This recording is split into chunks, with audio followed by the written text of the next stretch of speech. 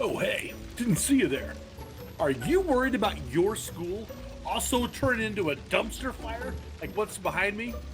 Well, look no further than East Noble School Corporation in Kendallville, Indiana. Enjoy.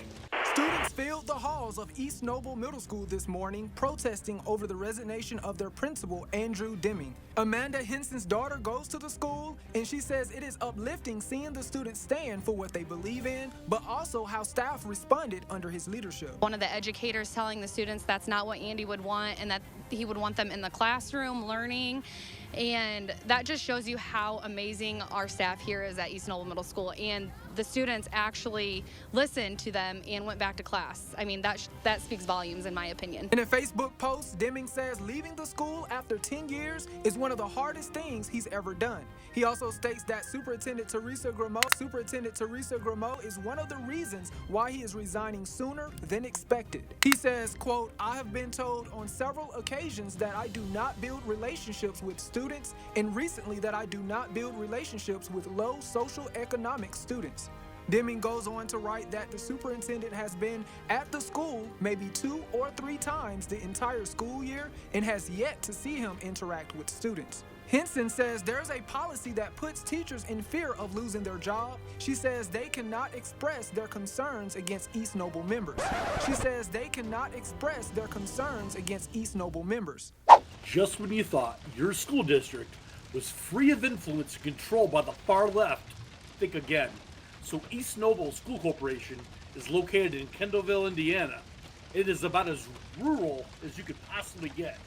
So if you think just because your district is out in the country, that means they're free from far left influence and far left control, not so much.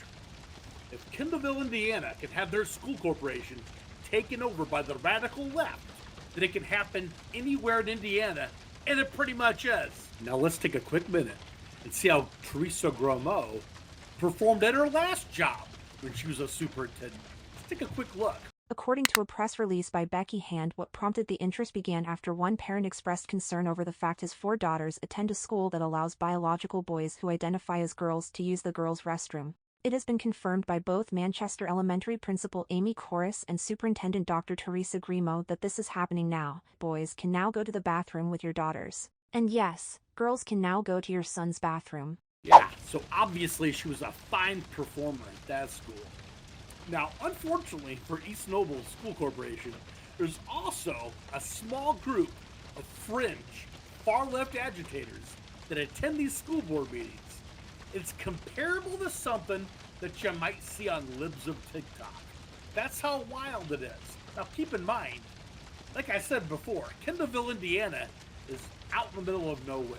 If these types of people that belong in San Francisco, people who belong in New York City, if these types of far-left agitators are in a rural community like this, then guess what? It's also happening where you live. Check this out. I want to follow up on some concerns I voiced at the last meeting about the blitz that you have experienced from the ultra-right, and I would imagine that gets very wearisome, and you may get lost in the weeds at times with the constant flow of complaints that come in. So I just want to keep the big picture in mind here, and that we look at this as a national movement, because the ultimate goal of these extremists is to discredit public education and then to destroy democracy itself, and I am not exaggerating, okay? It's not that the ultra-right doesn't understand the purpose of education, it's that they don't like it.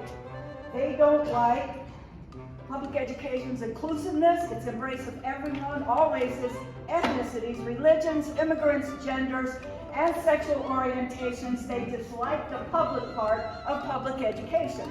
They dislike social and emotional learning, which teaches children to accept and respect people who are different from themselves, an essential skill in our diverse world, but a skill scorned by those who believe in exclusion. They dislike critical race theory, which, by the way, I have a friend. She's a woman. She's got an innie, not an outie. She's got an innie, not an outie. Here.